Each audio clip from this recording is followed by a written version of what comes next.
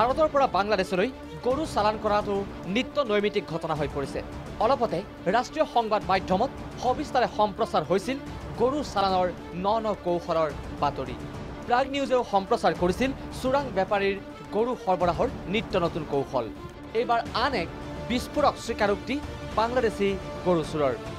ভাৰতৰ পৰা এটা গৰু সৰবৰাহৰ বিনিময়ত 500 টকাকৈ পায় সৰবৰাহকাৰীয়ে। বাংলাদেশীৰ এই গৰু চোৰ দুটাৰ নাম শামছুল হক আৰু আতাউৰ ৰহমান। দুয়োৱে স্বীকাৰ কৰিছে গৰু চালানৰ ভয়ঙ্কর তথ্য। আমরা মানুষ এজনে কারবার করে, তার নাম বাসিদ। আমরা একটা গরু নিলে 500 টাকা দিয়ে। আমি আইছিলাম 2 দিন, আর জীবনে আইছি না। উল্লেখযোগ্য যে সীমান্তৰ কাটাতাৰ কাটি এই কালভাৰ্টৰ তলেৰে সৰবৰাহ হয় গৰু। স্থানীয় ৰাইজৰ সন্দেহ গৰুৰ চোৰাং সৰবৰাহত জড়িত BSF।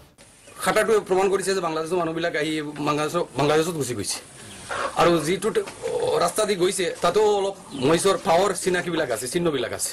ক'ব লাগিলেতো বেছবৰ নেগলিজেন্সি আছে ক'ব পাৰোঁ, কাৰণ ইমান ওচৰৰ পৰা লৈ গৈছে, সিহঁতে কি ডিউটি কৰি আছে এইটো সিহঁতে জানে। আৰক্ষী আৰু BSFে আটক কৰা 2 বাংলাদেশী গৰু চোৰৰ বিস্ফোৰক স্বীকাৰোক্তিয়ে উদঙাই দিলে নিৰাপত্তাৰ ফোঁপোৰা স্বৰূপ। কৰিমগঞ্জৰ পৰা অৰূপ ৰায়, প্ৰাগ নিউজ।